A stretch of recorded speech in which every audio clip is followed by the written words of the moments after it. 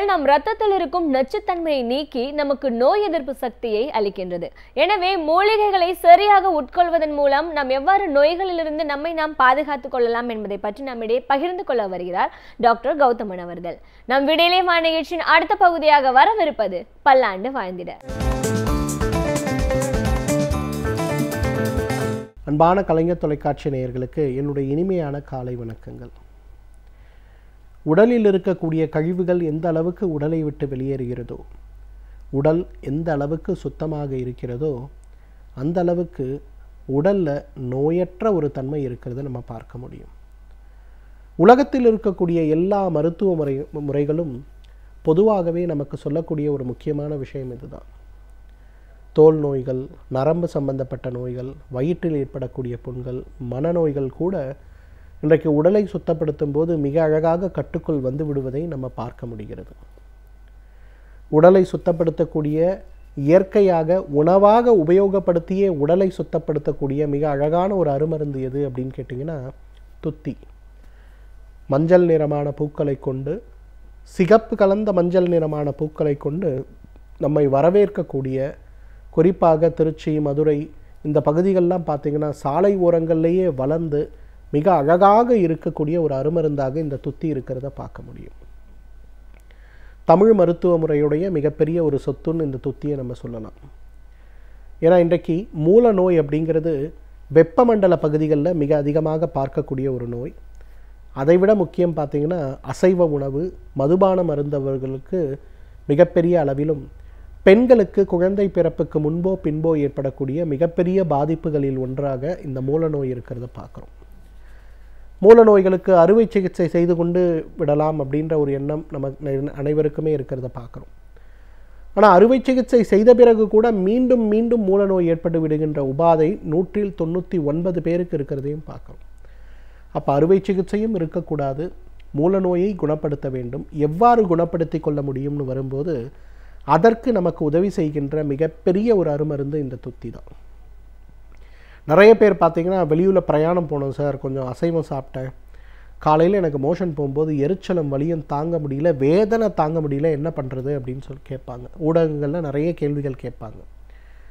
நம்ம துத்தியோடைய இலையை எடுத்து நெய் போட்டு லேசாக வதக்கி அல்லது விளக்கெண்ணெயில் வதக்கி வலி இருக்க இடத்துல வச்சு ஒரு கட்டுங்க, இல்லை வச்சுட்டு உட்காருங்க ஒரு 1/2 மணி நேரம்னா ஒரு ஊசி போட்ட மாதிரி அந்த வலி குறைஞ்சிருச்சுன்னு உடனே வந்து சொல்கிறத பார்த்துருக்கேன். அதே போல் கடுமையான உதிரப்போக்கு, மூலத்திலிருந்து ஆசனவாயே வெடித்து விடுவது போல் எனக்கு இருக்குது அப்படின்னு வரும்போது கூட கை மருந்தாக துத்தியோடைய இலையை எடுத்து நல்லா அரைத்து ஒரு கொட்டை பாக்களவு எடுத்து காலையில் வெறும் வயிற்றில் அதை சாப்பிட்டுட்டு கொஞ்சம் வெந்நீர் குடிங்க அப்படின்னு குடிச்சிட்டு பார்த்தாங்கன்னா ஒரு 3-4 நாட்கள்லேயே அந்த வலியும் வேதனையும் குறைந்து போய் விடுவதை நம்ம பார்க்க முடியும். நம்மெல்லாம் நினைக்கிறோம் இன்றைக்கு இயற்கை மருந்துன்னு வந்தால் உடம்புல நோய்கள் குணமாவதற்கு பல வாரங்கள் ஆகும், பல மாதங்கள் ஆகும் அப்படின்னு நினைக்கிறோம். ஆனால் அது ஒரு மிகப்பெரிய தவறு. இன்றைக்கு இயற்கை மருந்துகளை விட வேகமாக உடலை குணப்படுத்தக்கூடிய மருந்துகளே இல்லைன்னு சொல்லலாம், குறிப்பாக மூல நோயை பொறுத்தவரையிலும். ஸோ இந்த துத்தியுடைய இலையை எடுத்து ஒரு கொட்டைப்பாக்களவு அரைத்து காலை ஒரு வேளை மட்டும் உணவுக்கு முன்பு அப்படின்னு கொடுங்க. ஒரு 48 நாட்கள் தொடர்ந்து கொடுத்துவாங்க. மூலத்து அந்த ஆசனவாய்க்கு வெளியில் தொங்கி கொண்டிருக்கக்கூடிய மூலம் கூட சுருங்கி கொண்டே வருவதை நம்ம பார்க்க முடியும். தேவையானால் இதை ஒரு மருந்தாக அல்ல, ஒரு உணவாக தினசரி சாப்பிடுங்க, எந்த பிரச்சனையும் இல்லாமல் இது சரியாவதை பார்க்க முடியும். முகப்பருக்கள் அப்படிங்கிறது இன்றைக்கு நிறைய குழந்தைகளுக்கு பெரிய சவால். அதுவும் பெண் குழந்தைகள்னால் நம்ம சொல்ல வேண்டியதே இல்லை. பள்ளிக்கே நான் போக மாட்டேன்னு கலாட்டா பண்ணக்கூடிய பெண் குழந்தைகள் கூட நிறைய பேர் இருக்கிறத நம்ம பார்க்குறோம். எவ்வாறு அதை குணப்படுத்தி கொள்வது அப்படின்னு வரும்போது இந்த துத்தியுடைய இலைகளை எடுத்து நன்றாக மைய அரைத்து, சிறிதளவு வேணால் மஞ்சள் சேர்த்துக்கலாம், அரைத்து இந்த முகப்பரு இருக்கக்கூடிய இடங்கள்லாம் லேசாக ஒரு 10 போட்டுருங்க. 1 மணி நேரம் கழித்து முகம் கழுவுங்க. ஒரு 3 மாத காலம் இதை செய்து பாருங்கள்.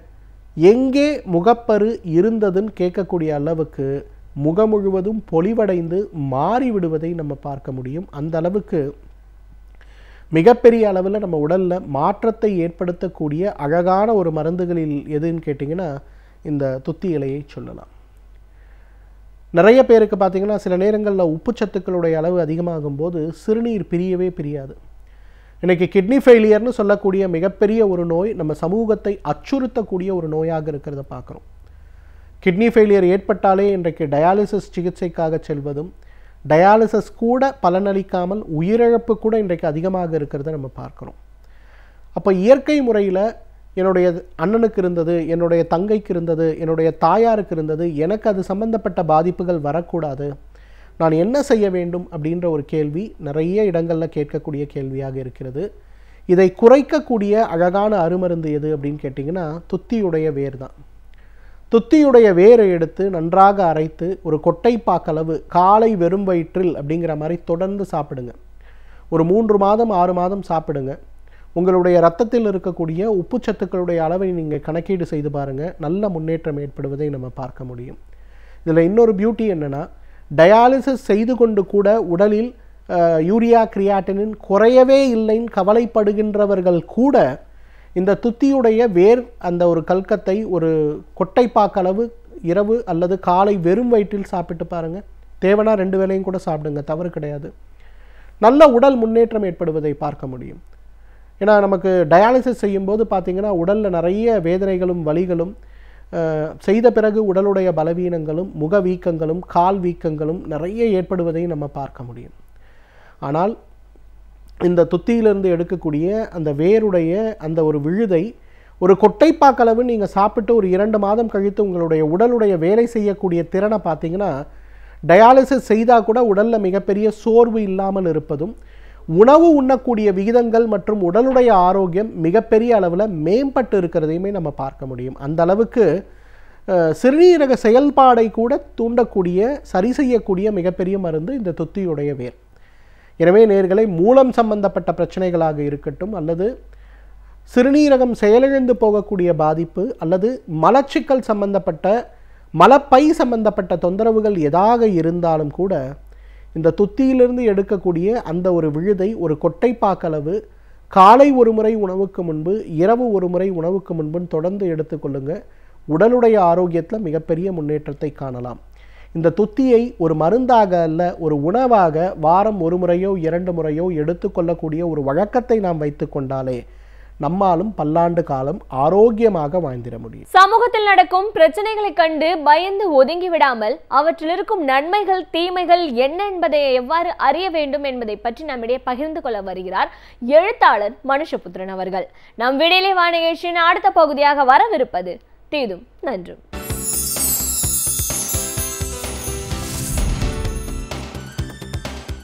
வணக்கம் நண்பர்களே, இன்னும் ஒரு இனிய காலை பொழுதில் தீதும் நன்றும் நிகழ்ச்சியில் உங்களை சந்திப்பதில் மிக்க மகிழ்ச்சி அடைகிறேன்.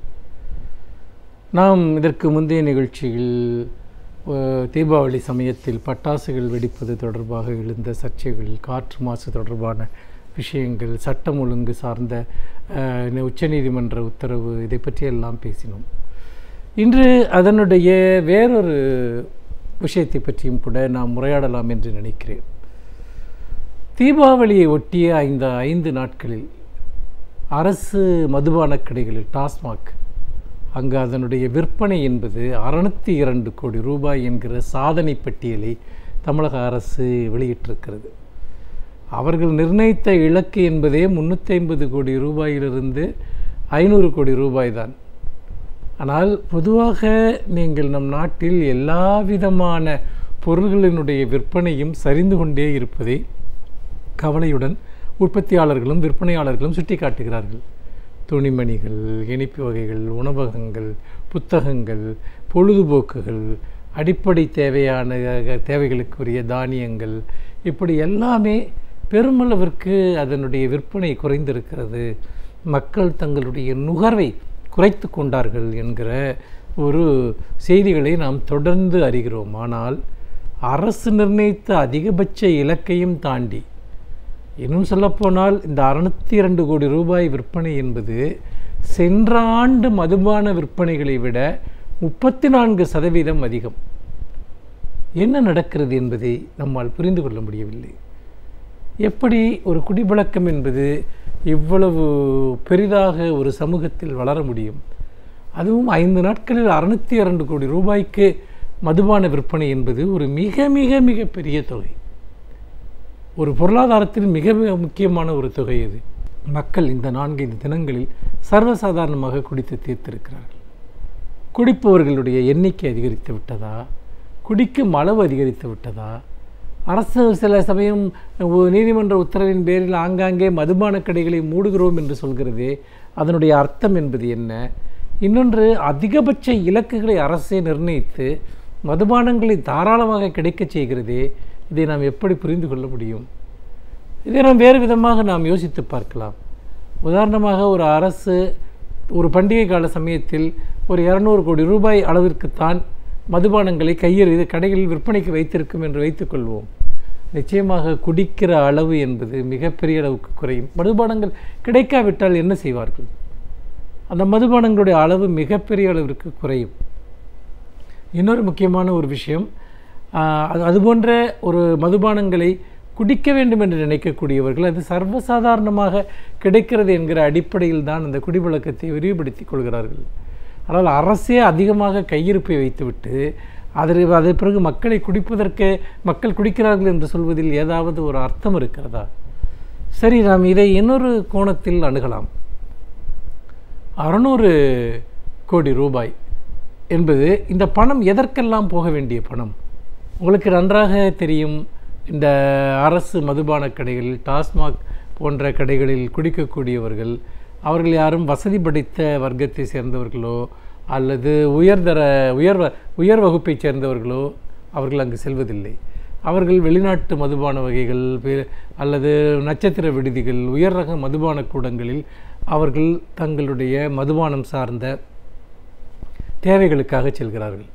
அப்படி என்றால் டாஸ்மாக் கடைகளில் குடிப்பவர்கள் யார் என்று பார்த்தால், மிகவும் குறைந்த ஊதியத்தில் பணியாற்றக்கூடியவர்கள், ஏழை எளிய மக்கள், அல்லது தங்களுடைய வாழ்க்கை தேவைகளுக்காகவே போராடி கொண்டிருக்கக்கூடியவர்கள், இப்படியாக அடித்தட்டு மக்கள், தொழிலாளிகள், இவர்கள் தான் டாஸ்மாக் கடைகளுக்கு செல்கிறார்கள்.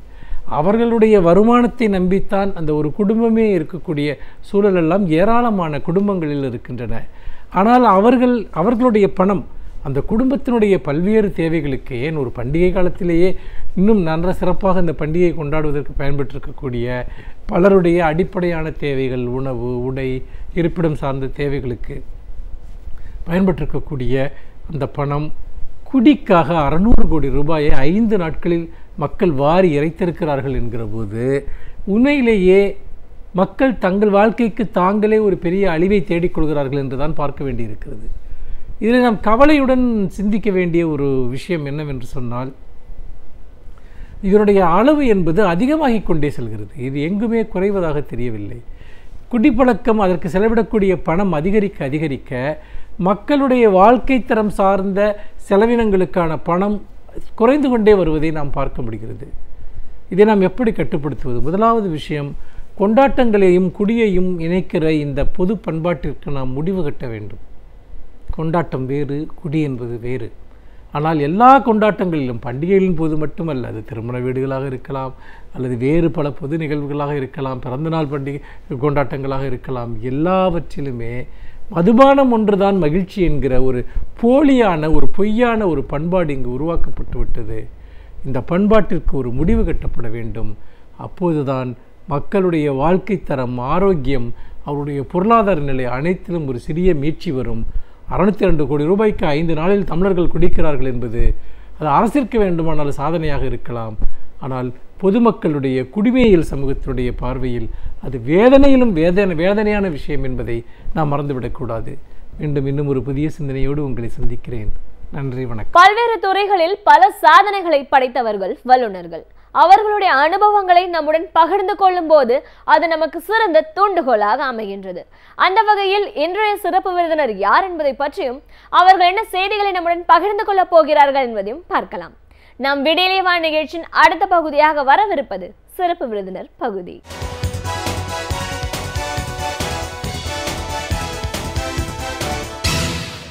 வணக்கம் நேயர்களே, விடியலே வா நிகழ்ச்சியின் சிறப்பு விருந்தினருக்கான நேரம் இது. இன்றைய சிறப்பு விருந்தினர் CITO தொழிற்சங்கத்தின் மாநில செயலாளர் திரு S. கண்ணன். CITO தொழிற்சங்கத்தோட மாநில செயலாளர் அப்படிங்கிற முறையில் இன்றைக்கு இருக்கிற அரசியல் சூழல் சார்ந்தும் மக்கள் பிரச்சனைகள் அப்படின்னு பார்த்தா பட்டியலிட்டு போடுற அளவுக்கு வளர்ந்துட்டே போயிருக்கிற இந்த ஒரு சூழலை சார்ந்து நிறைய விஷயங்களை நம்ம பேச போகிறோம். வணக்கம் சார். சிஐடியு தொழிற்சங்கத்தின் மாநில செயலாளராக முதல்ல எங்கள் நிகழ்ச்சிக்கு உங்களை வரவேற்கிறோம் சார். தொழிற்சங்கங்கள் அப்படின்னு நம்ம சொல்லும்போது ஒரு நாளும் நம்ம வந்து ஏதாவது ஒரு போராட்ட அறிவிப்பு, கோரிக்கைகள் இப்படி இல்லாமல் ஒரு அன்றாட வாழ்க்கை நிகழ்வுகளே நகரலைங்கிற ஒரு சூழலில் தான் இன்னைக்கு இருக்கிறத பார்க்குறோம். ஒரு நிலையிலையும் ஆசிரியர்களாக இருந்தாலும் அரசு ஊழியர்களாக இருந்தாலும் எல்லாரும் ஏதோ ஒரு விஷயத்துக்காக போராடுறாங்க. ஆனால் அதற்கான ஒரு விடை அவங்களுக்கு கிடைச்சிருக்கா அப்படின்னு பார்த்தா ஒரு நிலையிலையும் அது ஒரு கேள்விக்குறியான ஒரு சூழல் அப்படிங்கிறது ஒரு பக்கம்.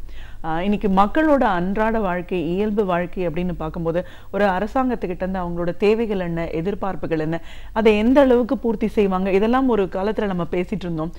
இந்த அரசாங்கம் வந்து ஓரளவுக்கு தான் பூர்த்தி செய்கிறாங்க, நம்மளுக்கு முழுமையாக எதுவும் கவனிக்கிறது இல்லை, பாதி தான் நம்மளுக்கு வேணுங்கிறதெல்லாம் கிடைக்குது அப்படிங்கிற நிலையெல்லாம் மாறி இன்னைக்கு எதுவுமே நடக்காம ஒரு ஸ்தம்பிக்கக்கூடிய ஒரு சூழல் இருக்கும். எந்த ஒரு விஷயத்த யார்கிட்ட போய் கேட்க முடியும் அப்படின்னே தெரியாத ஒரு சூழல் இருக்கும். இன்னைக்கு போனால் நாளைக்கு அவங்க இருப்பாங்களா இல்லையா அப்படின்னே தெரியாத ஒரு நிலை. இந்த பிரச்சனைகள் அப்படின்னு பார்க்கும்போது ஜெயலலிதாவின் மறைவுக்கு முன் பின் அப்படின்னு நம்ம பிரிச்சுக்கக்கூடிய ஒரு நிலையில் இருக்கும். ஏன்னா அவருடைய மறைவுக்கு பிறகு அப்படின்னு பார்த்தீங்கன்னா இன்னும் ஒரு கேலி கூத்தாகிற அளவுக்கான ஒரு சூழல் இன்னைக்கு அரசியலில் ஏற்பட்டிருக்கு. செய்திகளோட சுவாரஸ்யங்கள் கூடியிருக்கே தவிர அவங்களோட தேவைகள், மக்களோட தேவைகள் அப்படின்ற ஒரு விஷயம், அரசாங்கத்தோட செயல்பாடு இப்படின்னு பார்த்தா அது எந்த இடத்துலையுமே ஒரு கேள்விக்குறியோடு இருக்கிற ஒரு சூழலில் தான் போயிட்டு இருக்கிறத பார்க்க. ஒரு தொழிற்சங்கத்தோட செயலாளர் அப்படிங்கிற முறையில் இன்றைக்கு இருக்கிற அரசியல் நிலவரத்தை உங்களுடைய பார்வையில் இருந்து நம்ம பேச ஆரம்பிக்கலாம். கண்டிப்பாக. அதாவது இன்னைக்கு நாம் சந்திச்சுட்டு இருக்கக்கூடிய இந்த அரசியல் வந்து ஒரு எதிர்பாராத, ஆட்சியாளர்களே எதிர்பாராத ஒரு ஆட்சி தான் அமைஞ்சிட்ருக்கு. அப்போ இந்த ஆட்சியாளர்களே எதிர்பார்க்காத இந்த அரியணை வாய்ப்பு, ஆட்சி அதிகாரம் என்பது அவர்கள் கையில் கிடைத்திருக்கக்கூடிய வாய்ப்பு என்பது ஒரு திடீரென்று உருவான சூழல்லேருந்து கிடைத்தது. அப்போ இந்த திடீரென்று உருவான சூழல் அப்படிங்கிறது ஜெயலலிதா அவருடைய மரணம், அவருக்கு உடல்நிலை சரியில்லாமல் போனது அப்படிங்கிற அந்த ஒரு 6-7 மாதங்களில் ஏற்பட்ட வளர்ச்சி போக்கில் நாம் பார்க்கிறோம். ஒரு 8-9 மாதங்களில் ஏற்பட்ட வளர்ச்சி போக்கில் பார்க்கிறோம். ஆனால் கொள்கை அப்படின்னு பார்த்தீங்கன்னா இந்த கொள்கை வந்து தொடர்ச்சியாக தான் இருக்குது. செல்வி ஜெயலலிதா அவர்கள் முதல்வராக இருந்தபோது என்னென்ன கொள்கையை பின்பற்றினார்களோ அந்த கொள்கையினுடைய தொடர்ச்சி தான் இப்போது ஆட்சியில் இருக்கக்கூடியவர்கள் செய்து கொண்டிருக்கிறார்கள் தான் நீங்கள் பார்க்கணும். அதாவது இந்த ஆட்சியாளர்கள் மட்டுமல்ல, இவர்களை விட ஒரு ஆளுமையற்ற அல்லது அறிமுகமற்ற யாரோ ஒருவர் வந்து உட்கார்ந்தாலும் இன்றைக்கு இவர்கள் பின்பற்றக்கூடிய கொள்கை என்பது உலகமய தாராளமய பொருளாதார கொள்கையை பின்பற்றக்கூடிய விஷயங்கள் தான். அதனால தான் மன்மோகன் சிங் அவர்கள் ஆட்சியிலிருந்து விலகிய பிறகு பொறுப்புக்கு வந்த நரேந்திர மோடி அவர்கள் மன்மோகன் சிங் விட்டு சென்ற அந்த புள்ளியிலிருந்து தான் கொள்கையை வழிநடத்துகிறார். அதே ஆட்சி தான் தொடர்றதாக இருக்குது. ஒரே விஷயம், அது மூவர்ண கொடி, இது ஒரு பாஜக என்கிற கட்சியினுடைய காவி கொடியாக இருக்குதே தவிர வேறு வித்தியாசங்கள் பெரிதாக இல்லை. அப்போ இந்த பொருளாதார கொள்கையினுடைய தாக்கம் மக்களை மிக கடுமையாக தாக்கி கொண்டிருக்கிறது. அதை புரிந்து கொள்ளுகிற ஒரு ஆட்சியாளர்களாக இல்லை, இந்த பொருளாதார கொள்கையை மாற்றுகிற வலிமை மிக்கவர்களாக இவர்கள் இல்லை. வலிமையாக சொல்லப்பட்ட ஜெயலலிதாவாலேயே இதை மாற்ற முடியல. அப்போ இவர்கள் வலிமையற்றவர்கள் என்பது நிரூபணமாயிருக்கு. இன்னும் சொல்லப்போனால் நீங்கள் சரியாகவே சொன்னீங்க, இது ஒரு கேலிக்கூத்தாக பல விஷயங்கள் அரங்கேறி கொண்டிருக்கு. எந்த அளவுக்கு கேலிக்கூத்தாக அரங்கேறிட்டுருக்கு அப்படின்னு சொன்னால், ஒரு மறைந்த ஒருவருடைய மணிமண்டபத்தை திறந்து வைத்தால் என்னுடைய ஆட்சி அதிகாரம் போய்விடும் என்கிற அச்சத்தின் பிடியில் அமர்ந்திருக்கக்கூடிய முதல்வராக இருக்கிறாங்க. இது வந்து சமூக வலைத்தளத்தில் பல்வேறு விதமான நகைப்புக்கும் பல்வேறு விமர்சனத்துக்கும் உரியதாக மாறிக்கிட்டு இருக்குங்கிறதையும் சேர்த்து பார்க்க வேண்டியிருக்கு. மூணாவது விஷயம், மக்கள் நடத்தக்கூடிய போராட்டங்கள் இது வந்து ஏற்கனவே விட்டு சென்ற போராட்டங்களுடைய தொடர்ச்சி தான். நீங்கள் வந்து பார்த்தீங்கன்னா நம்முடைய மாநில அரசு கிட்டத்தட்ட ஒரு 2.5 லட்சம் கோடி ரூபாய் வரையிலும் கடன் கொண்டிருக்கக்கூடிய ஒரு அரசாக இருக்குது. அப்போ இந்த கடன் திடீரென்று வந்ததல்ல, கடந்த 6 ஆண்டுகளில் உருவான கடன். இந்த 6 ஆண்டுகளில் இந்த கடன் பெருகி இருக்கே ஒழிய அது வந்து குறையலை. அப்போ இந்த அரசு இன்னும் IMF-இடம், வேர்ல்டு பேங்கிடம், வேறு பல நாடுகளிடம், வேறு பல நிறுவனங்களிடம் கடன் வாங்கக்கூடிய அரசாக தான் இருக்குது. இந்த அரசு தனக்காக சுயமாக நிதியை உருவாக்கி கொள்ளக்கூடிய எந்த விதமான ஒரு உள்கட்டமைப்பு வளர்ச்சிக்கும் வித்திடாத, சிந்திக்காத ஒரு ஆட்சியாக தான் இருந்துகிட்ருக்கு. அப்போ அதிலிருந்து வரக்கூடிய தொடர்ச்சி தான். அதனால தான் ஆசிரியர்கள் போராடுறாங்க, அரசு ஊழியர்கள் போராடுறாங்க, தொழிலாளர்கள் பல்வேறு தரப்பில் போராடி கொண்டிருக்கிறாங்க. இன்னும் வேறு பல மக்களும் போராடிட்டு இருக்கிறாங்க. விவசாயிகள் போராடுறாங்க. விவசாயிகளுடைய கடன் தள்ளுபடி செய்ய முடியாத ஒரு நிலைமையை நாம் பார்க்குறோம். நம்ம தமிழ்நாட்டினுடைய மாநில அரசு விவசாயிகள் கடனை தள்ளுபடி செய்வதற்கு எந்த முயற்சியும் எடுக்கவில்லை என்பது மிகப்பெரிய வருத்தத்துக்குரிய விஷயமாக இருக்குது. ஆனால் பாஜக ஆளக்கூடிய மாநிலங்களில் பார்த்திங்கன்னா நயா பைசா கணக்கில் விவசாயிகளுக்கான கடனை தள்ளுபடி செய்துட்ருக்கிறாங்க.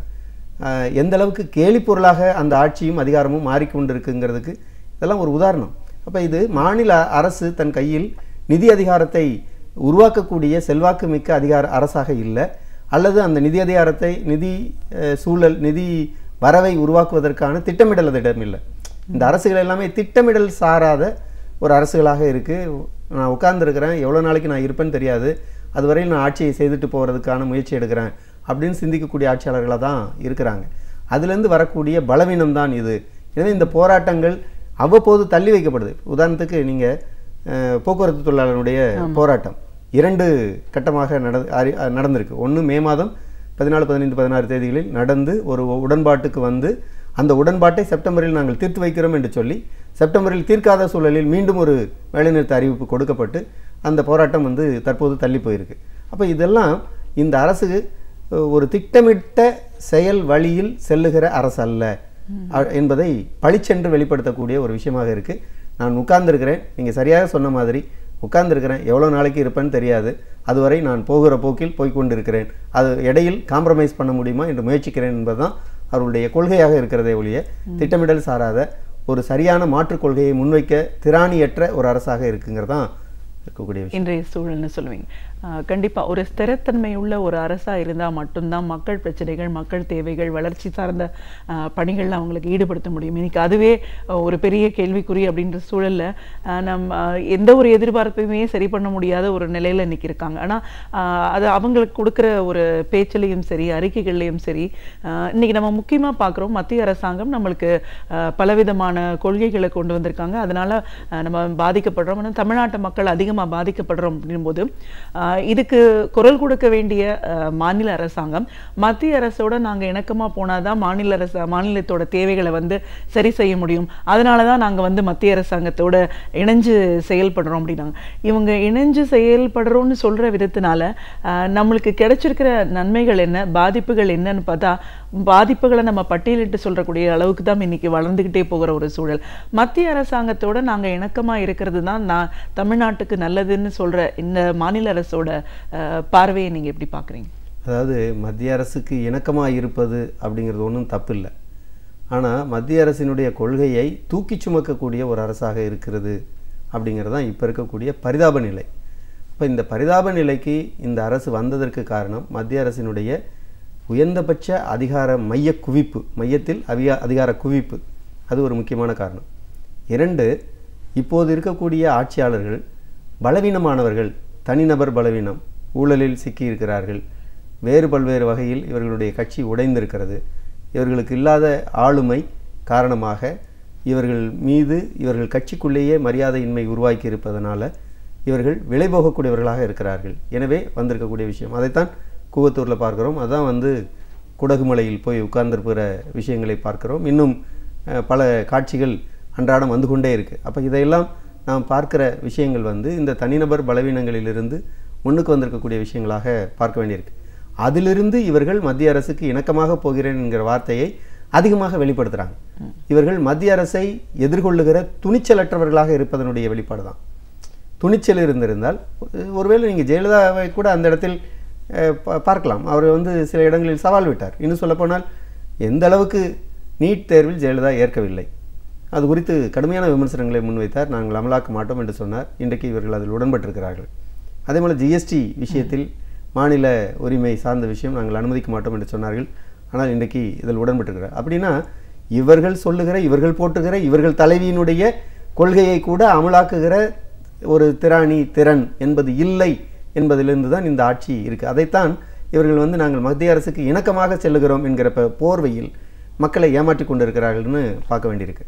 அடுத்த விஷயம் ரைட், இணக்கமாக போனோம். இணக்கமாக போனதன் மூலம் தமிழகத்துக்கு என்ன கிடைத்தது அப்படின்னு பார்த்தா ஒன்றும் கிடைக்கல. நீட்டில் அனிதாவை நாம் இழந்திருக்கிறோம். நீட்டு மூலமாக அனிதாவை இழந்திருக்கிறோம். கல்வியாளர்கள் பலரும் பல விஷயங்களை சுட்டி காட்டுறாங்க. நீங்கள் வந்து தமிழ்நாட்டில் இந்த தனியார் பள்ளிகள் அதிகமாக குவிந்திருக்கக்கூடிய இடங்களிலிருந்து மருத்துவ மாணவர்கள் அதிகமாக போனாங்க அப்படின்னு ஒரு டேட்டா இருக்குது.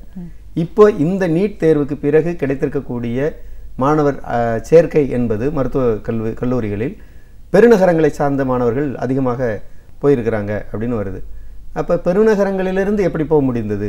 ஒரு குறிப்பிட்ட செல்வாக்கு கொண்ட மாணவர்கள், அது பொருளாதார செல்வாக்கு அல்லது அரசியல் செல்வாக்கு அல்லது வேறு ஒரு விதமான எக்ஸ்போஷர் அது கொண்டிருக்கக்கூடிய மாணவர்கள் தனியார் கோச்சிங் நிறுவனங்களில் கிடைத்த பயிற்சியின் மூலமாக அவர்கள் வந்து போக முடிந்திருக்கு அப்படிங்கிறதான் பார்க்க முடியுது. அப்போ இதெல்லாம் ஒப்பிட்டு பார்க்கிற போது இந்த ஆட்சி மாநிலத்துக்கு கிடைக்க வேண்டிய, நியாயமாக கிடைக்க வேண்டிய விஷயங்களையே பெற்று தர முடியாத ஒரு ஆட்சியாக இருக்குது. மூணாவது முக்கியமான விஷயம், இந்த ஆட்சி நாங்கள் மத்திய அரசுக்கு இணக்கமாக இருக்கிறோம் என்று சொல்லுவதன் மூலம் தமிழகத்தினுடைய விவசாயிகளுக்கு வறட்சி காரணமாக கொடுக்கப்பட்ட தொகை, திரு எடப்பாடி பழனிசாமி அவர்கள் கிட்டத்தட்ட 30,000 கோடி ரூபாய் தமிழகத்திற்கு தேவைப்படுகிறது என்கிற பட்டியலோடு போனார். திரு ஓபிஎஸ் பன்னீர்செல்வம் அவர்கள் முதல்வராக இருந்தபோது வர்தா புயல் பாதிப்புக்கான பட்டியல் ஒரு பெரும் தொகையோடு போய் சேர்ந்தார். கிட்டத்தட்ட 2 பேரும் சேர்ந்து மத்திய அரசிடம் கேட்ட தொகை 51,000 கோடி, மத்திய அரசு கொடுத்த தொகை 2,000 சொச்சம் கோடி. இவர்கள் கேட்டதில் 4% தான் கிடைத்திருக்கிறது. என்ன இணக்கத்தை இவர்கள் கையாண்டார்கள்? அந்த இணக்கத்தின் மூலம் தமிழகத்தினுடைய நலனுக்கு உகந்த வகையில் நிதி எந்த அளவிற்கு ஒதுக்கீடு செய்யப்பட்டது? இது ரெண்டுமே சேதாரத்தின் மூலமான சேதாரத்தை சரி செய்வதற்கு வேண்டிய நிதி, வறட்சியையும் புயலையும் எதிர்கொள்வதற்கு தேவைப்பட்ட நிதி. அதையே முறையாக தராத ஒரு மத்திய அரசு இவர்கள் இணக்கத்தை பயன்படுத்தி வளர்ச்சிக்காக என்னத்தை ஒதுக்கிவிட போகிறார்கள் என்பதுதான் கேள்வியாக இருக்குது. எனவே இது நம்பும்படியாக இல்லை. மக்களிடம் இவர்கள் பேசக்கூடிய இந்த அரசியல் வார்த்தைகள் ஒரு விதமான தன்னை தற்காத்து கொள்வதற்கான வார்த்தைகளாக தான் அது இருந்துட்டு இருக்குங்கிறத பார்க்க. எந்த விதத்திலையுமே பூர்த்தி செய்யாத ஒரு அரசாங்கம் தான் இன்னைக்கு நம்மளுடைய அரசாங்கம் அப்படின்னு நம்ம சொல்லக்கூடிய இந்த சூழல்ல கதிராமங்கலம் பிரச்சனை ஒரு பக்கம் அப்படி தான் இருக்குது. இப்போ இந்த இயற்கை ONGC நம்ம சொல்கிறோம், நீட் தேர்வு அதுவும் ஒரு கிடப்பில் போட்டு, காவிரி நீர் பிரச்சனை, விவசாயிகள் அப்படின்னு சொல்லும்போது இன்னைக்கு அதிகப்படியான ஒரு மழை இந்த மாதிரியான நேரத்தில் மட்டும்தான் இந்த மேட்டூர் அணையை திறக்கிறாங்க அப்படின்ற ஒரு சூழல் பார்க்கும்போது இதை கூட சரியாக பயன்படுத்திக்க முடியாத ஒரு சூழலை ஏற்படுத்துறதுக்கு காரணம் ஏரி குளங்கள் கண்மாய்களை தூர்வாராத ஒரு பிரச்சனை சொல்கிறோம். இன்னும் 2-3 மாதங்களுக்கு முன்னாடி இருந்தது கூட திமுக செயல் தலைவர் ஸ்டாலின் அவர்கள் இந்த தூர்வார பிரச்சனையை ஒரு விழிப்புணர்வாக கொண்டு போகணும்னு நேரடியாக போய் களத்தில் இறங்கி பணிகள் செஞ்சாங்க. இன்னைக்கும் கடைமடை பகுதி வரைக்கும் நீர் வந்து சேர்ந்தால் மட்டும்தான் விவசாயிகள், தஞ்சை நாகை விவசாயிகள் பயனடைவாங்கங்கிறத இவ்வளோ வலியுறுத்தி சொல்லியும் அதற்கான ஒரு முயற்சிகளை கூட எடுக்காத ஒரு சூழல் தான் இன்னைக்கு இருக்கிறத நம்ம பார்க்குறோம். இதுவுமே வந்து அதாவது டெல்லியில் இன்றைக்கும் ஐயாக்கண்ணு தலைமையிலான விவசாயிகள் போராடிட்டு இருக்கிறாங்க. தமிழகத்தில் பல்வேறு விதமான கோரிக்கைகள் முன்னுக்கு வந்து நேற்றைக்கு அணை திறக்கப்பட்டிருக்கு, மேட்டூர் அணை திறக்கப்பட்டிருக்கு. நான் தற்செயலாக ஒரு விவசாய தொழிலாளர் அமைப்பினுடைய தலைவர் ஒருவரை சந்தித்தேன். அவர் சொன்ன விஷயம், கடைமடை பகுதி விவசாயிகளுக்கு நீர் வந்து சேர்வதற்கு 1 மாத காலம் ஆகும். ஆமாம், மேட்டூரிலிருந்து காரைக்கால் பகுதிக்கோ நாகப்பட்டினம் பகுதிக்கோ திருவாரூர் பகுதிக்கோ இந்த அணையின் நீர், காவிரி நீர் முழுமையாக போய் சென்றடைய 1 மாத காலமாகும். ஆனால் அவர் என்ன சொன்னார்னா, நான் குழந்தையாக இருந்த காலத்தில் ஒரு 15 நாட்களுக்கு 10 நாட்களுக்குள் வந்துவிடும் அப்படின்னு சொன்னார். இப்போ ஏன் அதில் பிரச்சனை அப்படின்னா, நீங்கள் சொன்ன தூர்வாருகிற அந்த வாய்க்கால்களை ஒழுங்குபடுத்துகிற அது நீர் போக்குவரத்துக்கான ஒரு சரியான இடமாக இருந்தால் நிச்சயமாக சென்றடைய முடியும் அப்படிங்கிறதான். அப்போ என்ன விஷயம்னா, எல்லா வாய்க்கால்களிலும் எல்லா விதமான கால்வாய்களிலும் முள்வேலிகளும் இதர பல்வேறு குப்பைகளும் தேங்கி கிடப்பதை நாம் பார்க்கிறோம். இதையெல்லாம் ஒழுங்கு செய்கிற ஒரு ஏற்பாடு இந்த அரசுக்கு இல்லை. இந்த அரசு அத்தகைய தன்மையில் செயலாற்றவில்லை. கிட்டத்தட்ட இது ஒரு நாளில் நடக்கலை. இது ஒரு 3 ஆண்டுகள் வறட்சி ஏற்பட்டிருக்கு. இந்த 3 ஆண்டுகள் வறட்சியில் அந்த விஷயங்களை ஒழுங்குபடுத்தி இருக்கணும். ஒழுங்குபடுத்தலை என்பது தான் அதில் இருக்கக்கூடிய மிகப்பெரிய ஒரு நிர்வாக திறனற்ற ஒரு ஆட்சியின் செயல் அப்படிங்கிறத அதில் பார்க்குறோம். அப்போ தூர்வாருவதும் வாய்க்கால்களை சீரமைப்பதும் சரியாக இருந்திருந்தால் நீர் வீணாகாது 1, சரியான நேரத்திற்கு சென்றடையும் 2, 3 ஏற்கனவே சம்பாவை குறுவை சாகுபடியை இழந்துட்டாங்க. இப்போ சம்பா சாகுபடி நடந்துட்டுருக்கு. அடுத்து தாளடி வரும். தாளடிக்கு ஒருவேளை இப்போது நவம்பர் மாதம் நமக்கு வடகிழக்கு பருவமழை கிடைப்பதை பயன்படுத்தி விவசாயிகள் தேக்கி வைத்து அதை பயன்படுத்துவார்களா என்று பார்த்தால் ஓரளவுக்கு கிடைக்கலாம். இங்கே வந்து வெறும் டெல்டா மாவட்டத்தினுடைய பிரச்சனையை மட்டும் விவசாயத்தில் பார்க்க முடியாது. இப்போ நம்ம காஞ்சிபுரம் மாவட்டம், திருவள்ளூர் மாவட்டம் அல்லது விழுப்புரம் மாவட்டம், கடலூர், அது கூட ஒரு பகுதி டெல்டாவோடு சேர்ந்ததாக இருக்குது. இந்த மாவட்டங்கள், திருவண்ணாமலை உள்ளிட்ட மாவட்டங்களுடைய விவசாயமெல்லாம் ஏரிகளை சார்ந்து இருக்கக்கூடிய விவசாயமாக இருக்குது. ஏரிகள் தூர்வாரப்படுவது, அதை பராமரிப்பது, நீர்ப்பாசன ஏற்பாடுகளை உத்தரவாதம் செய்வது என்கிற அந்த ஒரு முழுமையான நடவடிக்கைகளை நீர்ப்பாசனத்துறையோ பொதுப்பணித்துறையோ மாவட்ட ஆட்சியர் தலைமையிலான நிர்வாக நடவடிக்கைகளோ எதுவுமே இல்லை. இதில் வந்து என்ன ஒரு பலவீனம் ஏற்பட்டிருக்கு அப்படின்னு பார்க்குறேன்னா, அமைச்சர்கள் சரியில்லை, அதிகாரிகளும் சரியில்லை. அதிகாரிகள் வந்து தன்னுடைய அதிகாரத்தை முறையாக பயன்படுத்தக்கூடியவர்களாக இருக்கிறாங்களான்னா இல்லை. நீங்கள் வந்து இந்த அதிகாரிகளுடைய போக்கு சில இடங்களில் சரியாக இருக்கும், சில இடங்களில் என்ன இருக்குன்னா, ஒரு சரியான தலைமை இல்லாத தேர்ந்தெடுக்கப்பட்ட அரசு சரியான தலைமையோடு செயல்படாத போது அதிகாரிகள் என்ன ஆவாங்கன்னா எந்த தேவையற்ற கட்டுப்பாடுகளுக்குள் போகக்கூடியவர்களாக மாறுவாங்க. தாழ்வு மனப்பான்மை உருவாகும். அவங்க இருக்கும்போது கேட்டல, நான் சொல்லும்போது ஏன் கேட்கல, அதே போஸ்டிங் தானேன்னு பார்ப்பாங்க. அந்த போஸ்டிங்கில் இருக்கிற திறமைகள் வெளிப்படுவதில்லை, அல்லது ஜனநாயகத்தை பயன்படுத்துகிற பண்பு இருப்பதில்லை. ஜனநாயகத்தை பயன்படுத்தி பண்பு ரீதியாக ஒரு மாற்றத்தோடு அவர்களை உள்ளடக்கி செயல்படுத்தினால் இது சரியாக இருக்கும். இந்த அரசுக்கு அந்த திறன் இல்லை என்பது பட்டவர்த்தனமாக வெளியிலே பார்க்க முடியுது. அதெல்லாம் சேர்ந்து தான் மாவட்ட ஆட்சியர்கள் செய்ய வேண்டிய வேலை கூட இந்த நீர்ப்பாசன பராமரிப்பு நடவடிக்கைகள் செய்யவில்லை. அதே போல் அதிகாரிகள், பொதுப்பணித்துறை அதிகாரிகள் செய்ய வேண்டிய பல்வேறு நடவடிக்கைகள் செய்யப்படவில்லை அப்படிங்கிறத நம்ம வந்து பார்க்குறோம். எனவே இது வந்து ஒரு குறிப்பிட்ட அரசினுடைய செயல் பலவீனமாக இருக்குது. அந்த குறிப்பிட்ட அரசினுடைய பலவீனத்தை அதிகாரிகளும் பயன்படுத்தி கொண்டிருக்கிறார்கள் என்பதை நாம் பார்க்குறோம். ஓகே, இப்போ எப்படியோ மக்கள் தான் பாதிக்கப்படுறாங்க. அதான் அடிப்படையில் எந்த ஒரு மாற்றம் வந்தாலும் மக்களோட தேவைகள் வந்து 1% கூட உயரக்கூடியதுக்கான ஒரு வாய்ப்புகள் இல்லாத கட்டத்தில் நம்ம இப்போ இருந்துட்டு இருக்கோம். இப்போ இன்னும் குறிப்பிட்டு சொல்லணும்னா இந்த ஜிஎஸ்டி வரி விதிப்பு இதுக்கெல்லாம் அப்புறம் மத்திய அரசாங்கம் வந்து எல்லாத்தையும் ஒரு சென்ட்ரலைஸ்டு கண்ணோட்டத்தில் கொண்டு போகிறாங்க அப்படின்னும் போது இது மாநில உரிமைகளை தடுக்குது. வரி வருவாய் மூலமாக மாநிலம்க்கு கிடைக்கக்கூடிய ஒரு நன்மைகள் கூட கிடைக்காது. அதன் மூலமாக தான் மற்ற வளர்ச்சி பணிகளை மாநில அரசாங்கம் செய்ய முடியுன்ற இந்த சூழல்ல இந்த சென்ட்ரலைஸ்ட் அப்படின்னு வரும்போது அதிகாரங்கள் இல்லாம ஒரு ரெஸ்பான்சிபிலிட்டியை கொண்டு போகிற ஒரு சூழலை ஏற்படுத்துதை நம்ம பார்க்குறோம் இல்லையா? இது நம்மளோட தமிழ்நாட்டை பொறுத்த வரைக்கும் எப்படி ஒரு பாதிப்பை ஏற்படுத்தும்? அதாவது நீங்கள் இந்தியா என்பதை ஒரு ஒன்றியம் தான் சொல்கிறாங்க, யூனியன் கவர்மெண்ட் அப்படின்னு தான் ஆங்கிலத்தில் சொல்கிறாங்க. இப்போ யூனியன் கவர்மெண்ட் அப்படின்னு சொல்கிற விஷயமே வந்து மாநிலங்களின் கூட்டமைப்பு அப்படிங்கிறத தான் சுட்டி காட்டுது. மாநிலங்களின் கூட்டமைப்பு என்று சொல்லுகிற போது மாநில சுயாட்சிக்கான ஒரு உரிமை, மாநிலத்துக்கான உரிய அந்தஸ்து வழங்கப்பட வேண்டும் என்கிற உரிமைகள் தமிழகத்திலிருந்து கடந்த காலங்களில் மிக அதிகமாக வெளிப்பட்டது. இப்போது அந்த குரல் வந்து எதிர்க்கட்சிகளிடம் மட்டுமே வெளிப்படுது, ஆளும் கட்சியிடம் சுத்தமாக இல்லை. ஆளும் கட்சி அதை கேட்டு பெறுகிற துணிச்சலோடு செயலாற்றவில்லை அப்படிங்கிறத நம்ம ஏற்கனவே சொல்லியிருக்கிறோம். மத்திய அரசு இப்போது வந்திருக்கிற பிஜேபி அரசு அது வந்து அதிபர் தேர்தலை வேண்டும் என்று மறைமுகமாக சொல்லிட்டு இருக்கக்கூடிய ஒரு அரசு. அதிகார குவிப்பை வலியுறுத்துகிற ஒரு கட்சியினுடைய தலைமை. 3, அவங்க பிரதமர் தான் முக்கியமானவர், பிரதமரினுடைய கேபினெட்டுக்கு முக்கியத்துவம் இல்லை என்பதை வெளிப்படுத்தி கொண்டிருக்கக்கூடிய ஒரு அரசு. தன்னிடையே கூட ஒரு குறைந்தபட்ச ஜனநாயகத்தை பின்பற்றாத ஒரு அதிகாரம்தான் திரு மோடி அவர்கள் தலைமையில் அங்கே பிரதமர் ஆட்சி என்பது இருக்குது. அப்போ கேபினெட்டையே மதிக்காத, கேபினெட்டுக்கு உரிய அதிகாரத்தை தராத ஒரு ஆட்சியாளரிடம் மாநிலத்துக்கான உரிய அதிகாரத்தை எந்த அளவுக்கு தருவாங்க என்ற எதிர்பார்ப்பு நியாயமாக இருக்க முடியாது. ஆனால் அதை கேட்டு பெற வேண்டிய, போராட வேண்டிய அவசியம் என்பது அதிகரிச்சிருக்கு. அடுத்து நீங்கள் சொன்ன ஜிஎஸ்டி, அது வந்து மாநிலத்துக்கான நிதியை வெட்டி சுருக்குகிற ஒரு ஏற்பாடாக இருக்குது. நீங்கள் வந்து இடதுசாரிகள் நாடாளுமன்றத்தில் குரல் கொடுத்தாங்க, மத்திய அரசு பெட்ரோல் டீசல் போன்ற பொருள்களை ஜிஎஸ்டிக்குள் கொண்டு வந்தால் விலை குறையும் அப்படிங்கிற விஷயத்தை கொண்டு வந்தாங்க. அதை நிறைவேற்றுவதற்கு மத்திய அரசு தயாரில்லை. மத்திய அரசு அன்றைக்கி வைத்த வாதம் என்ன அப்படின்னு சொன்னால், பாஜக அரசு இது மாநிலத்துக்கு அதிக நிதி தருகிறது, எனவே மாநிலங்கள் ஒப்புக்கொள்ளவில்லை என்று சொன்னாங்க. உண்மையில் அது வந்து ஒரு தவறான வாதம். எந்த மாநில அரசும் பெட்ரோல் டீசல் விலை குறைவதன் மூலம் தன்னுடைய மாநில மக்களுக்கு கிடைக்கக்கூடிய விலை குறைப்பு என்பதை எந்த மாநில அரசும் நிராகரிக்காது. அது அதிமுக கூட அப்படி செய்ய முடியாது.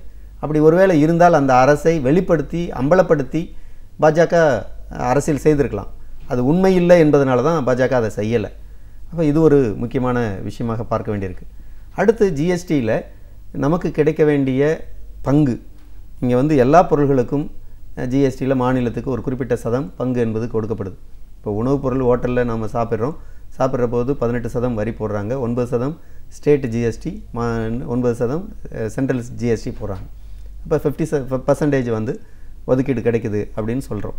இப்போ ஒருத்தர் வந்து ஒரு மீம்ஸே போட்டிருந்தார் சமூக வலைத்தளத்தில். என்னென்னா, நான் ஹோட்டலில் சாப்பிடும்போது என்னோடு மத்திய அரசும் மாநில அரசும் சேர்ந்து சாப்பிட்டு கொண்டு இருப்பதாக நான் உணர்கிறேன் அப்படின்னு சொல்கிற அளவுக்கு அதனுடைய விஷயங்கள் இருக்குது. அந்தளவுக்கு அரசு எடுத்துகிட்டு இருக்காங்க, மக்களிடமிருந்து வரியை சுரண்டிட்டு இருக்கிறாங்க. ஜூலை மாதத்தில் மத்திய அரசு வெளியிட்ட தொகை 43,000 கோடி ரூபாய் ஜிஎஸ்டி மூலமாக வரி வருவாய் வந்தது அப்படின்னு சொல்லி, இதில் மாநில அரசுகளுக்காக ஒதுக்கீடு செய்யப்பட்டது எவ்வளவு, அதில் மாநில அரசுகள் கடந்த காலத்தை விட கூடுதலாக பயனடைந்திருக்கிறார்களா இல்லையா என்கிற விவாதங்களை அடுத்தடுத்து ஆய்வு பண்ண வேண்டியிருக்கு. போதுமான விவரங்கள் என்னிடம் இப்போது இல்லை, அதனால் அது குறித்து முழுமையாக விவாதிக்க முடியல. ஆனால் வந்து பொதுவாக இருக்கக்கூடிய கருத்து என்ன அப்படின்னா, மாநில அரசுக்கு நிதி வருவாய் கடந்த காலத்தை விட குறைந்திருக்கிறது என்பது முன்னுக்கு வந்திருக்கு. குறிப்பாக இதற்கெல்லாம் காரணம் என்னென்னா, நீங்கள் முந்தின கேள்வியில் நீங்கள் கேட்டபோது நீர்ப்பாசனத்துறைக்கு ஒதுக்கீடு செய்ய வேண்டிய தொகை, இதெல்லாம் வந்து திட்டம் சார்ந்த விஷயங்கள்.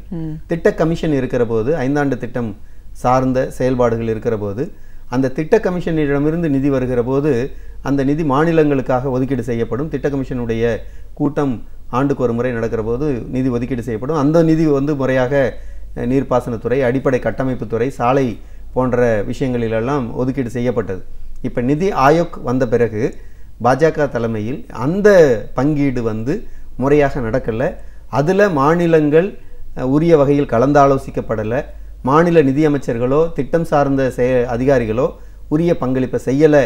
அது வந்து it is a handicap of NITI Aayog அப்படிங்கிறத நம்ம வந்து பார்க்க முடியுது. இதெல்லாம் சேர்ந்து தான் பேச வேண்டியிருக்கு. எனவே நிதி ஆயோக் வந்துட்டுருக்கு, மத்திய அரசு அதிகார குவிப்பு நடந்துட்டுருக்கு.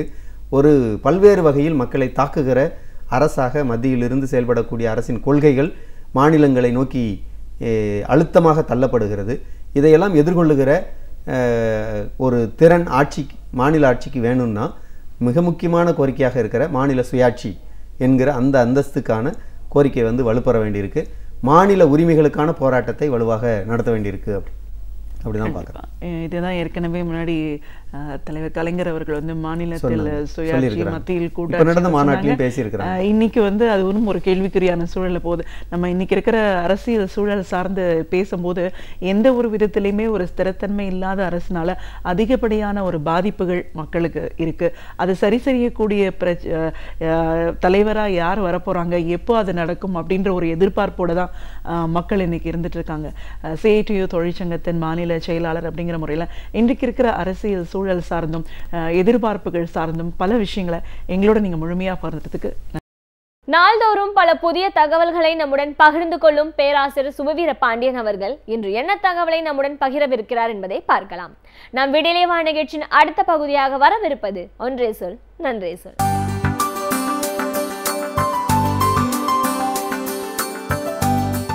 அனைவருக்கும் என் அன்பு வணக்கம்.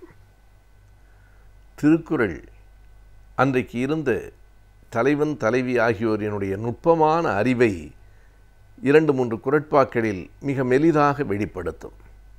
வள்ளுவர் என்பவன் அறம் சொல்ல வந்த அறிஞன் மட்டுமல்ல, வாழ்வியல் கலை சொல்ல வந்த கலைஞனும் கூட என்பதை காமத்துப்பால் படிக்கிற போது நாம் உணர்வோம். காமத்துப்பால் என்றால் ஏதோ கூடாது என்று ஒதுக்கி வைத்தால் வாழ்க்கையினுடைய இல்லறம் பற்றிய செய்திகள் நம்மை விட்டு அகன்று போய்விடும் என்பதுதான் உண்மை. கணவன் மனைவிக்கு இடையில், காதலன் காதலிக்கு இடையில் இருந்த அந்த உறவுகள், அந்த அன்பில் கூட இருந்த நுட்பம், இவற்றையெல்லாம் வள்ளுவர் மிக கவனித்து பல்வேறு குறட்பாக்களிலே சொல்லியிருக்கிறார். குறிப்பாக குறிப்பறிவுறுத்தல் என்று ஒரு அதிகாரம் இருக்கிறது. அந்த தலைப்பே எதனையும் வெளிப்படையாக சொல்லாமல் புரிந்து கொள்ளுவது, அதை அறிவுறுத்துவது. சிலவற்றை அறிதல், சிலவற்றை அறிவுறுத்தல். எனவே ஒரு பெண் எப்படி ஒன்றை புரிந்து கொள்ளுகிறாள், எத்தனை நுண்ணிய அறிவு அவளுக்கு இருக்கிறது என்பதை ஒரு குறள் நமக்கு எடுத்து காட்டும். அவன் மனைவியிடத்தில் அன்றைக்கு மிகுந்த அன்போடு இருக்கிறான். வழக்கத்தை விட அந்த தழுவுதலில் ஒரு பாச பிணைப்பு இருக்கிறது. அப்படியானால் மனைவி மனம் மகிழ்ந்தல்லவா அதனை ஏற்றுக்கொண்டிருக்க வேண்டும். இங்கே மகிழ்ச்சிக்கு பதிலாக அந்த பெண்ணுக்கு ஒரு ஐயமும் ஒரு கவலையும் வருகிறது. என்ன திடீரென்று இத்தனை அன்பை நம் மீது பொழிகிறானே என்கிற அந்த எண்ணம், ஒரு வேளை நம்மை விட்டு அவன் பிரிய போகிறானோ, பிரிதலுக்கு முந்திய காட்சியா இது என்று அவளுக்கு எண்ண தோன்றுகிறது. எப்போதும் ஒரு காப்பியத்தின் நயம் எங்கே இருக்கிறது என்றால், பின்னால் வரப்போகிற செய்திகளை முன்கூட்டியே மிக நுட்பமாக அறிவிப்பதில் தான் இருக்கிறது.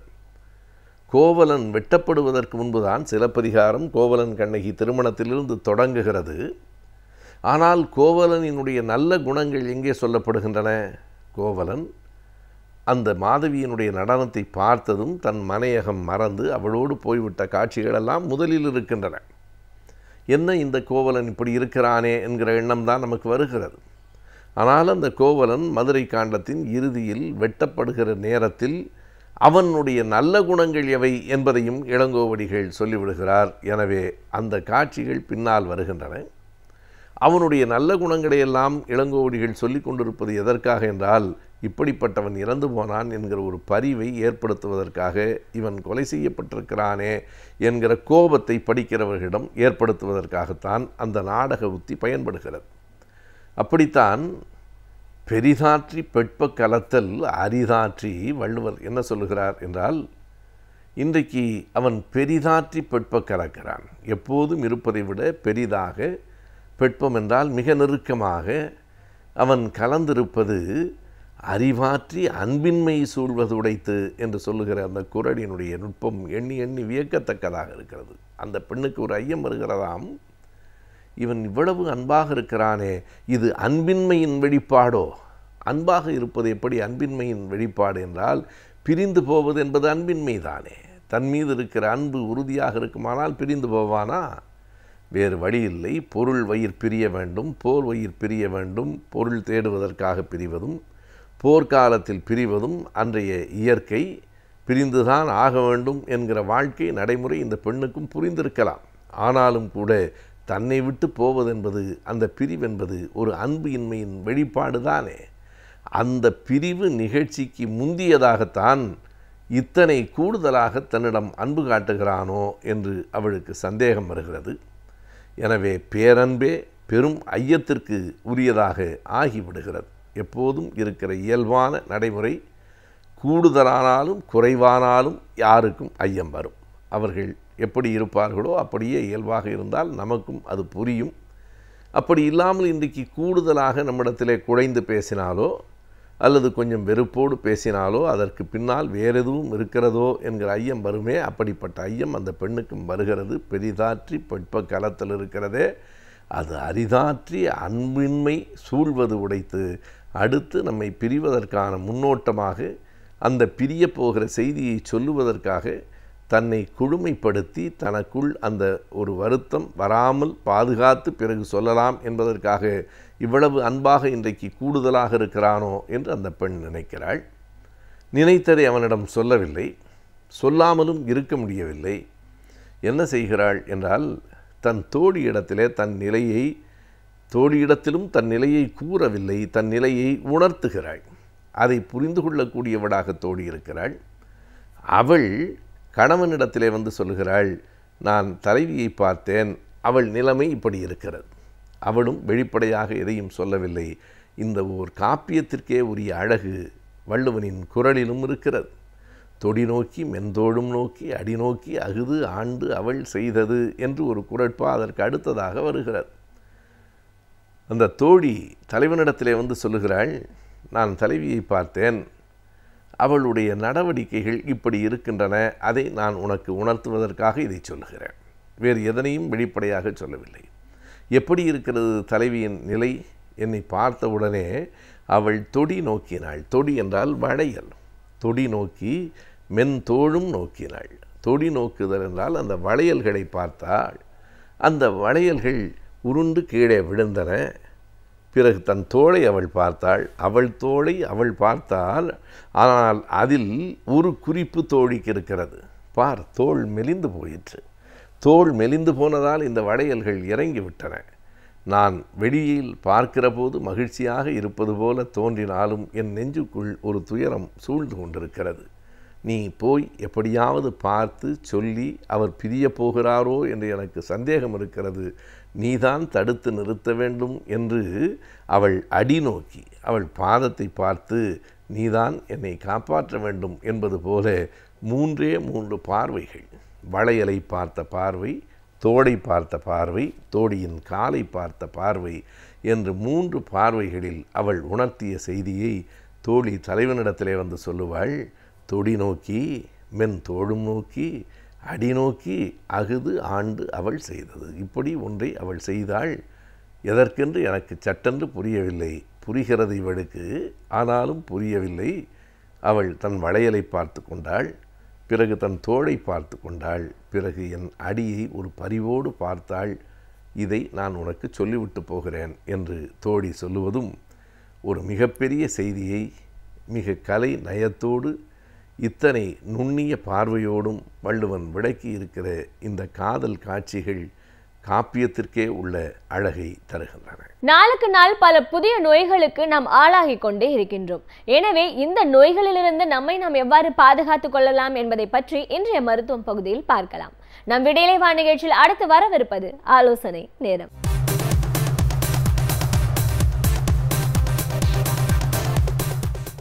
நேயர்களுக்கு வணக்கம். இன்றைய ஆலோசனை நேரத்தில் கண்ணில் ஏற்படும் சிறு சிறு கோளாறுகளை பற்றி நாம் இன்று காணலாம். கண் என்பது மிக முக்கியமான ஒரு உறுப்பு. சில பேர் கண்ணாடி போடுறத ஒரு பெரிய ஒரு சோஷியல் ஸ்டிக்மாவாக அது அவங்க நினைக்கிறாங்க. ஸோ அதை பற்றி இன்றைக்கி நம்ம பார்க்கலாம். ஸோ கண்ணில் பார்த்திங்கன்னா ஒளிக்கதிர் கரெக்டாக விழித்திரையில் பட்டுதுன்னா அவங்களுக்கு பர்ஃபெக்டாக இருக்குது. அவங்க கண்ணாடி போட வேண்டிய அவசியம் இல்லை. பட் கிட்ட பார்வைன்னு சில பேருக்கு இருக்குது, சில பேருக்கு தூர பார்வைன்னு இருக்குது, சில பேருக்கு சிலிண்ட்ரிக்கல் பார்வை, அதாவது அஸ்டிக்மேட்டிசம் அப்படின்னு சொல்லி ஒரு சில பிரச்சனை இருக்குது. ஸோ இது போல் இந்த இருக்கிற பிரச்சனையை short sight or long sight or refractive error அப்படின்னு நம்ம சொல்லுவோம். இது போல் ரிஃப்ராக்டிவ் எரர் இருக்கா இல்லையா அப்படின்னு தெரிஞ்சுக்கணுன்னா நீங்கள் ஐ டாக்டரை போய் பார்த்தீங்கன்னா அவங்க சில ட்ராப்ஸ் எல்லாம் போட்டு டைலேட்லாம் பண்ணி டெஸ்ட் பண்ணி உங்களுக்கு பார்வையில் கொஞ்சம் ப்ராப்ளம் இருக்குது, அதனால் நீங்கள் கண்ணாடி போட வேண்டியிருக்கும் அப்படின்றது போல் சொல்லலாம். ஸோ அதில் சொல்லும்போது ஷார்ட் சைட், அதாவது மயோப்பியா அப்படின்னு சொல்கிறோம் இல்லையா. ஸோ அந்த ஷார்ட் சைட்டுக்கு என்னென்னலாம் ஆப்ஷன்ஸ் இருக்குது, யாரெல்லாம் அது பாதிக்கும் அப்படின்னு சொன்னால், இது பிறந்த குழந்தைக்கு கூட இந்த மாதிரி ஷார்ட் சைட் ஏற்படலாம். நடுவில் ஒரு 5 வயசுலையோ 6 வயசுலையோ இல்லைன்னா ஒரு 10 வயசுலையோ கூட அந்த ப்ராப்ளம் வரலாம். ஸோ அதனால் ஒரு ஜென்ரல் அட்வைஸ் என்னென்னா, குழந்தைங்க ஜென்ரலாக அவங்களுக்கு அந்த குறைபாடு இருக்குது அப்படின்றது கம்ப்ளைண்ட் இருக்குதுன்னு அவங்க உங்ககிட்ட சொல்கிறதுக்கு, பேரண்ட்ஸ்கிட்ட சொல்கிறதுக்கு யோசிப்பாங்கன்றதை விட அவங்களுக்கு அது சொல்லணும்னு தெரியாது. ஏன்னா எது அவங்களுக்கு கரெக்டான பார்வை, எது அவங்களுக்கு சரியான பார்வை இல்லை அப்படின்றது அவங்களுக்கு தெரியாது. அதை எக்ஸ்ப்ரெஸ் பண்ணுற சூழ்நிலையில் அவங்க இருக்க மாட்டாங்க. ஸோ அதனால் பேரண்ட்ஸ் தான் அவங்க என்ன பண்ணுறாங்க அப்படின்றத பார்த்து, இல்லை அவங்க டீச்சர்ஸோட அட்வைஸை கேட்டுட்டு அவங்க ஒரு முறை ஐ செக்கப் பண்ணிக்கிறது இட் இஸ் ஆல்வேஸ் குட். இந்த மாதிரி எந்த சிம்டம்ஸும் இல்லைன்னா கூட 5 வயசுக்கு முன்னாடி ஒரு வாட்டி ஸ்கூலில் அட்மிஷன்லாம் போடுறதுக்கு முன்னாடி ஒரு வாட்டி கண் நல்லா இருக்கா, என்ன இருக்கா இல்லையா அப்படின்றது ஐ டாக்டரை பார்த்து தெரிஞ்சுக்கலாம். இப்போ சிம்டம்ஸ் எப்படி இருக்கும், இந்த மாதிரி கண்ணில் ப்ராப்ளம் இருக்கா இல்லையா அப்படின்னு பார்த்தீங்கன்னா, அவங்க டிவியை போய் கிட்ட போய் பார்ப்பாங்க.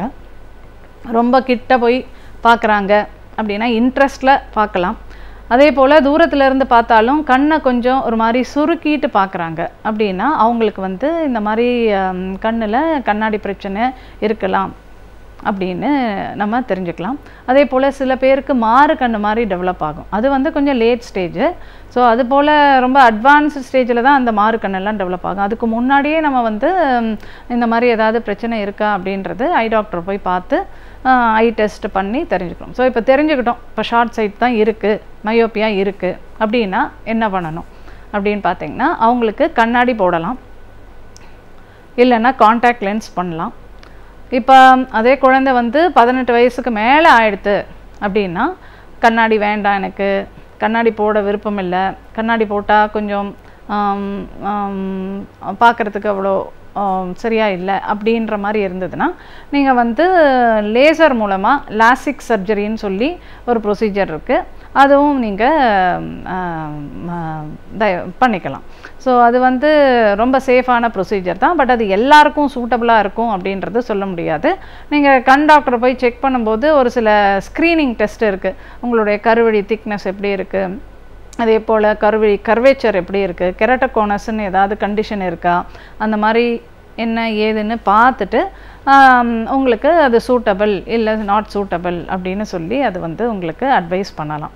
ஸோ அதுலேயே ஜயாப்டிக்ஸு, ஃபெம்டோ, ஸ்மைல் அந்த மாதிரி வேரியஸ் ப்ரொசீஜர்ஸ் இருக்குது. எது உங்களுக்கு சூட்டபுளாக இருக்கும் அப்படின்றது அது நம்ம அது. ஆனால் இது வந்து குழந்தைங்களுக்கு பண்ணுறதில்ல, இது வந்து 18 இயர்ஸ்க்கு மேலான அடல்ட்ஸுக்கு சப்போஸ் ஷார்ட் சைட் அது வரைக்கும் கண்டினியூ ஆச்சு அப்படின்னா அது செய்ய வேண்டியிருக்கும். இப்போ நான் முன்னாடி சொன்னது நிறைய ஸ்கூல்ஸ் எல்லாம் கூட வந்து இப்போ வந்து ஸ்கூல் ஸ்க்ரீனிங் பண்ணும்போது பார்த்திங்கன்னா அவங்களுக்கு விஷன் எல்லாம் ரொம்ப நல்லா இருக்குன்னு நம்ம நினச்சிட்டு இருப்போம். ஒரு கண்ணில் சூப்பராக பார்வை இருக்கும், 6/6ன்னு சொல்லுவோம். இன்னொரு கண்ணில் பார்வை குறை இருக்குன்றது கூட நமக்கு தெரியாது. பட் அந்த ஐ டெஸ்ட் பண்ணும்போது ஒரு கண்ணை மூடிட்டு ரைட் ஐ வழியாக பார்க்கணும், அதுக்கப்புறம் திரும்ப ரைட் ஐயை க்ளோஸ் பண்ணிவிட்டு லெஃப்ட் ஐ வழியாக பார்க்கணும். அப்படின்றது போது அவங்களுக்கு இன்னொரு கண்ணில் ஏதாவது ஒரு குறை இருக்குது இல்லை அப்படின்றது அப்போ தான் தெரியும். ஏன்னா நம்ம 2 கண்ணில் பார்க்கும்போது அந்த குறை இருக்குன்றது நமக்கு தெரியவே தெரியாது. ஸோ அதனால் ஒரு ஐயை க்ளோஸ் பண்ணிவிட்டு விஷனை பார்க்கணும், இன்னொரு ஐயை க்ளோஸ் பண்ணிவிட்டு பார்க்கும்போது அந்த குறைபாடு தெரிய வரும். இந்த மாதிரி இருக்கிறது வந்து கொஞ்சம் லிட்டில் கன்சர்ன். ஏன்னா இது வந்து லேசி ஐன்னு சொல்லுவோம், ஆம்பலோப்பியா அப்படின்னு சொல்கிற லேசி ஐயே டெவலப் ஆகிறதுக்கு சான்சஸ் இருக்குது. அந்த மாதிரி லேசி ஐ டெவலப் ஆகிறதுக்கு சான்சஸ் நம்ம குறைக்கணும்னா நம்ம ஆரம்பத்திலேயே இதை வந்து என்ன ஏதுன்னு பார்த்து லேசி ஐயெல்லாம் வராமல் நம்ம தடுக்க முடியும். ஸோ அது அப்ராப்ரியேட் ஏஜில் கண்ணாடி போடுறது ரொம்ப ரொம்ப அவசியம். இப்போ வந்து 5 வயசுலேயே நம்ம வந்து கண்டுபிடிச்சிட்டோம் இந்த மாதிரி ஷார்ட் சைட் இருக்குன்னு.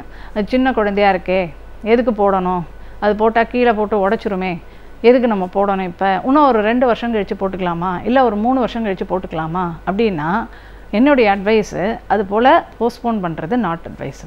ஏன் அப்படின்னு கேட்டிங்கன்னா, ஃபஸ்ட்டு அது குழந்தை பெஞ்சு ஃபஸ்ட் பெஞ்சோ செகண்ட் பெஞ்சோ இல்லை லாஸ்ட் பெஞ்சோ அது உட்காந்து பார்க்கும்போது அந்த படிப்பில் ஒரு ஆர்வம் இன்ட்ரெஸ்ட் டெவலப் ஆகணும்னா அது என்ன பார்க்குறோமோ அது கண்டிப்பாக குழந்தைக்கு தெரியணும். அது மாத்திரம் இல்லாமல் போர்டை பார்த்து எழுதிட்டு வரும்போது ஏதாவது தப்பு ஸ்பெல்லிங் எழுதிட்டு வந்துட்டுனா அவளுக்கே வந்து அவளுக்கோ அவனுக்கோ வந்து அந்த ஒரு கான்ஃபிடென்ஸ் லெவல் கம்மியாகும். என்ன நம்ம ஸ்பெல்லிங் எல்லாம் மிஸ்டேக்ஸ் வருதே, மிஸ்ஸு நம்மளை திட்டுறாங்களே. ஸோ அந்த கான்ஃபிடென்ஸை வந்து அவங்களுக்கு பூஸ்ட் பண்ணணும் அப்படின்றதுக்கும் இந்த ஆம்பலோப்பியா அந்த லேசியாக கண்ணை வந்து நீங்கள் கண்ணாடி போடலைன்னா என்ன ஆகும், அந்த கரெக்டான ஸ்டிமுலேஷன் பத்தாது, அதனால் ஐ வந்து லேசி ஆகிடும். ஸோ லேசி ஆனதுக்கப்புறம் நீங்கள் சொல்கிற மாதிரி ஒரு 3 வருஷமோ 4 வருஷமோ குழந்தை பெருசானதுக்கப்புறமா நீங்கள் போட்டால் கூட உங்களுக்கு ஃபுல் 100% விஷன் வந்து கிடைக்கிறதுக்கு சான்ஸ் கொஞ்சம் கம்மி. ஸோ அதனால் எப்போ நீங்கள் ஏர்லியாக டிடெக்ட் பண்ணணும், அந்த ஏர்லியாக டிடெக்ட் பண்ணதை அப்ரோப்ரியேட் ஏஜில் நீங்கள் கரெக்டாக வந்து கரெக்ட் பண்ணிடுறது ரொம்ப ரொம்ப அவசியம். இப்போ இது மட்டும் இல்லை, இப்போ சின்ன குழந்தைங்க மாத்திரம் இல்லை, பெரியவங்க எல்லாருக்கும் வந்து ரொம்ப காமனாக ஏற்படுற ஒரு தொந்தரவுன்னு பார்த்தீங்கன்னா அது வந்து ட்ரை ஐஸ்ன்னு சொல்லுவோம். ஸோ ஏன்னா இப்போ எல்லோரும் வந்து எலக்ட்ரானிக் கேட்ஜெட்ஸு நம்ம யூஸ் பண்ணுறோம். ஸோ மொபைல் ஃபோன் ஆகட்டும், இது லேப்டாப்பு, இல்லைன்னா டேப்லெட்டு, ஐபேடு, ஒரு பெரிய ஸ்க்ரீன் லைக் டிவி, இது எல்லாமே நம்ம வந்து காமனாக யூஸ் பண்ணிட்டுருக்கோம். ஸோ இது காமனாக நம்ம யூஸ் பண்ண என்ன ஆகுது அப்படின்னா நம்ம கண்ணில் அந்த ரேடியேஷன்ஸ் ரேடியேஷன்ஸ் வந்து நமக்கு படுது. ஸோ மோர் காமன் வந்து ஹை எனர்ஜி விசிபிள் ரேஸ் அப்படின்னு சொல்லுவோம். ஸோ அந்த ஹை எனர்ஜி விசிபிள் ரேஸு கண்ணில் ரேடியேட் ஆகிட்டே இருக்கும்போது நம்ம கண்ணு வந்து லாங் ரன்னில் சில பாதிப்பு ஏற்படுத்தலாம், சில பாதிப்பை வந்து உண்டுபடுத்தலாம். ஸோ அதனால் வந்து ரொம்ப long term usage of all these gadgets, எப்போ பார்த்தாலும் ஃபோனில் இருக்கிறது, எப்போ பார்த்தாலும் கம்ப்யூட்டர் முன்னாடி உட்கார்றது அவ்வளோ அட்வைசபிள் இல்லை. ரெண்டாவது நான் சொன்ன ட்ரை ஐஸ் வந்து எப்போனா ஒரு இதை பார்த்துட்டே இருக்கும்போது கண்ணில் வந்து அந்த டியர் ஃபிலிம் வந்து ஃபார்ம் ஆகணும். நார்மலாக ஃபார்ம் ஆகிறது நமக்கு ஒரு ப்ரொடெக்ஷன். அந்த டியர் ஃபிலிம் ஃபாஸ்ட்டாக இவாப்ரேட் ஆகிடும், ஃபாஸ்ட்டாக வந்து போயிடும். ஸோ நம்ம பிளிங்க் பண்ணாமல் அப்படியே ஒரு கம்ப்யூட்டரோ ஒரு டிவியோ பார்த்துட்டு இருக்கும்போது ட்ரைனஸ் ரொம்ப ரொம்ப ரொம்ப வேகமாக டெவலப் ஆகும். ட்ரைனஸ் இருந்தால் என்ன அப்படின்னா, ட்ரைனஸ் இருந்தால் லைட்டாக வந்து கண் எரிய ஆரம்பிக்கும். அது மைனர் ப்ராப்ளம். அந்த கண் எரிச்சல் உங்களை கான்சன்ட்ரேஷன் பண்ணவே விடாது, உங்களுக்கு ஒரு டயர்ட்னஸ், ஒரு ஃபெட்டிகை கொடுக்கும். அது மாத்திரம் இல்லை, அதுக்கு அடுத்த ஸ்டேஜில் பார்த்தீங்கன்னா உங்களுக்கு பிளரிங் கூட ஆரம்பிக்கும். ஸோ கண் ஒரு மாதிரி மங்கலாக இருக்கும், எதுவுமே தெரியாத மாதிரி இருக்கும். 2 வாட்டி 3 வாட்டி சிமிட்டிட்டு பார்த்தீங்கன்னா அந்த கண் வந்து இன்னும் ரொம்ப நல்லா கிளியராக பிரைட்டாக வந்து தெரிய வரும். ஸோ இதெல்லாம் வந்து என்ன அறிகுறினா கண்ணில் ட்ரை ஐஸ் இருக்குது அப்படின்னு சொல்லி தெரிஞ்சுக்கலாம்.